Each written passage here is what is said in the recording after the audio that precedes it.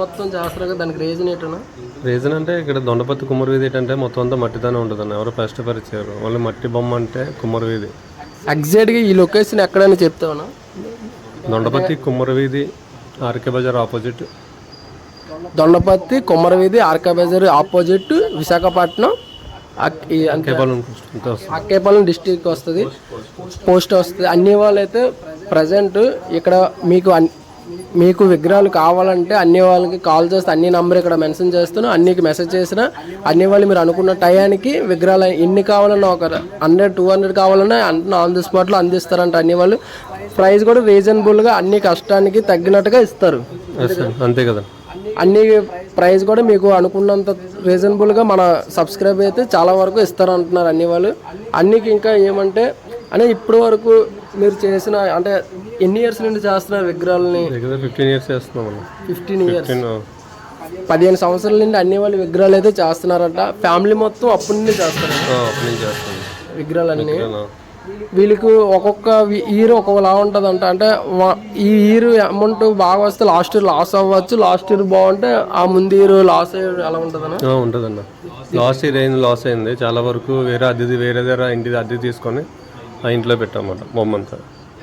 వీళ్ళకి ఏంటంటే మనం అనుకుంటాం విగ్రహాన్ని చేయగానే వీళ్ళకి ఆదాయం వచ్చేస్తుందని, కానీ ప్రతి ఒక్కరికి నేను అడిగిన ప్రతి దగ్గర కూడా అంతే.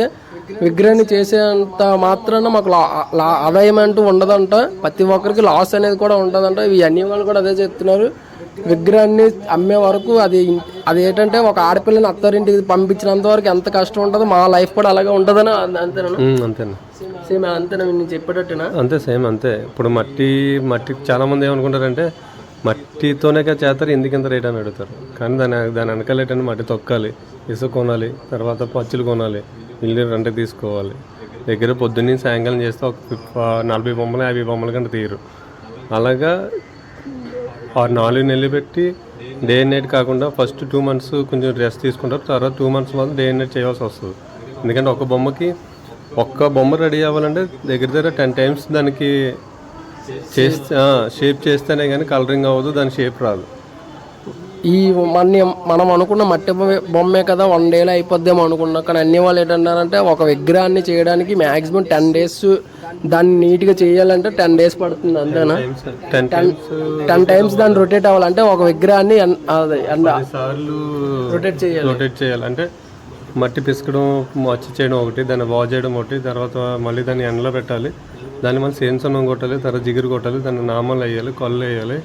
అన్నీ ఒక ప్రాసెస్, ఒకటి తర్వాత ఒకటి అలా 10 times ఒక బొమ్మ 10 times ప్రాసెస్ ఉంటుంది.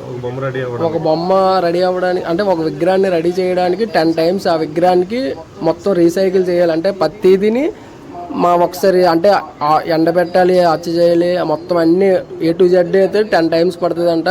అన్ని వాళ్ళు చెప్పేటట్టు చాలా కష్టం. అంటే ఒక ఆర్టిస్ట్కి ఏంటంటే ఇంత కష్టం ఉంటుందని అన్ని వాళ్ళకే తెలుసు. ఎందుకంటే ఒక ఆర్టిస్ట్ కష్టం అన్నికి మాత్రమే తెలుసు. మనం చూసే వాళ్ళకి ఏమంటే జస్ట్ మట్టి విగ్రహమే కదా అనిపిస్తుంది, అంతే కదా.